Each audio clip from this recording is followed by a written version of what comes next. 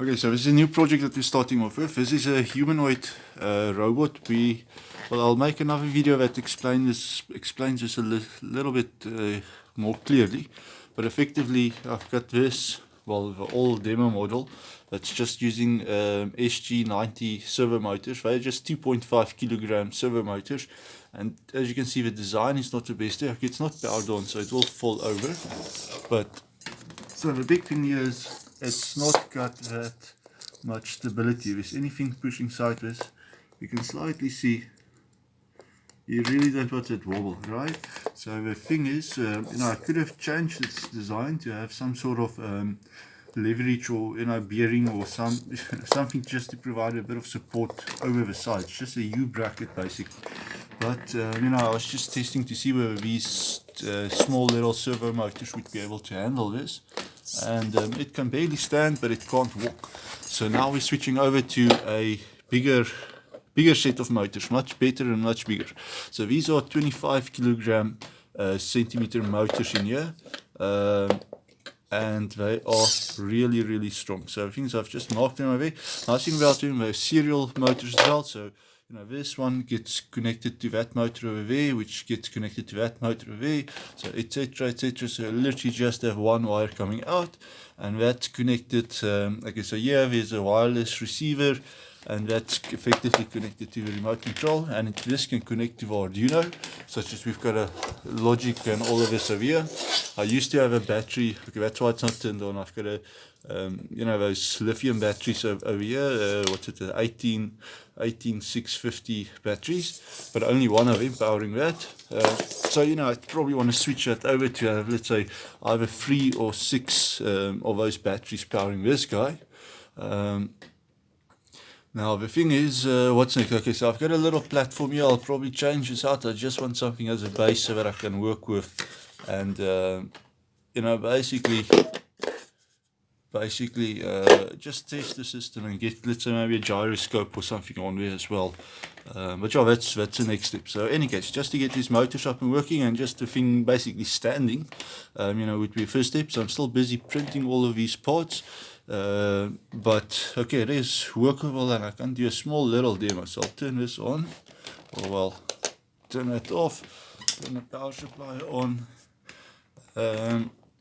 Okay, now I'll turn that guy on, and just as a simpler test, okay, that's not connected, and I'm still printing these parts and connecting them. So yeah, don't worry too much about that. Just press the up button. I probably need to turn this guy on. Okay, there we go.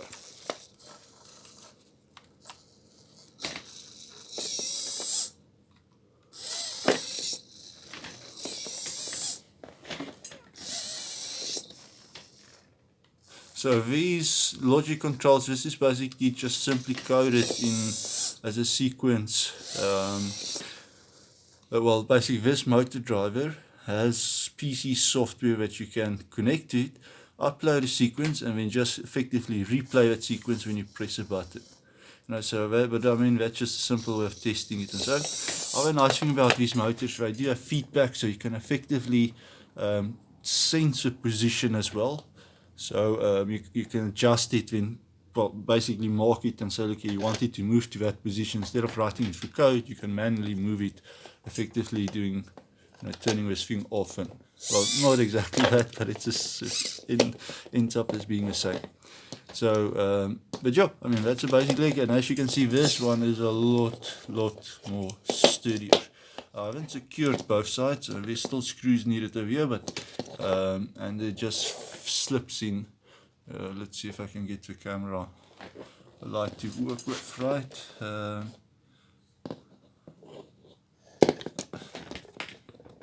As you can see, it's basically there's a gap there for a bearing to fit in, or how far to connect over. It's hard to do 3 things at the same time: record, try to figure out the light, and explain. So my apologies for that. But okay, so that's a current project. As mentioned, there's still a lot of work to be done. That one was working and is standing, but doesn't have enough power. This one I have to start up from the beginning, and hopefully hopefully I'd be able to get a walking robot out of this. Now the final idea is actually to look at building some of these battle boards. There's some interesting videos and competitions and things going about in the world. Not much in South Africa, but and there's some specifically speaking about those wrestling type robots. You know, not the ones you've seen on TV quite a lot with a big metal blades and all of that. These ones they're specifically required to follow a human body and not fight with weapons specifically, though. Or at least not blades and dangerous stuff like that. So yeah, but anyway, so a big thing for that is you do need some strong motors. You know, a lot of the standard humanoid motors use something like you know, let's say about 15 kilogram, 16 kilogram motors, or even less than that. You know, this is 25 kilograms, so it should be more than sufficient. I've seen there's another popular one, what's been discontinued, the Super Anthony, which is I think 35 or 45 kilograms. And it's quite a beast. So we'll definitely look at the bigger version eventually. But these motors, they start to become expensive quite fast once you scale up. But yeah, this is definitely quite sturdy and usable. Okay, I'll have to print this in thicker filament, because you'll see okay, this is a foot, but yeah, I did break it already. So it's expected to break, but that's part of a battle. You know, you want things to kind of break and be able to repair it.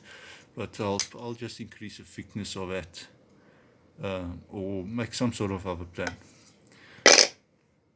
But as you can see, that's how it's secured as well. So this is a foot. I've got no experience in terms of a design and so forth for this. So the thing is with a foot, you know, you could argue it needs to be bigger or smaller or etc. and round it up. I mean, I'm completely new to it, and I'm sure there's lots of tips and advice and ways to approach that. Over here I did something interesting just as a test, which worked out quite nicely with this robot. So as you can see, the feet, okay, I had to modify it a little bit, but what I effectively did was to take a model from a game and cut it up and put it into Fusion 360 and then attach it to my part. So that is the part that I designed. This foot part, that part, you know, all of that comes from a robot. And it had a really small base at the back. So, you know, when I modified it to make it much bigger, that's why it is flat and so forth. But the big thing is it doesn't have enough power to move. You know, so these were all attempts to start to get it to just balance nicely without wobbling too much and so forth. With this, has enough power to keep itself easily in that position and shouldn't have any of those problems. But yeah, so that's the current situation. I'll maybe make a few more videos just to show progress, and you know, if anybody else wants to build this, and hopefully if somebody wants to build one to go to battle with, that would be quite awesome. I don't know of anybody else locally who's got one of these or building one of them, so yeah, that would be quite cool. But in the meantime, you know, this is all research and playing and seeing what we can accomplish. Awesome.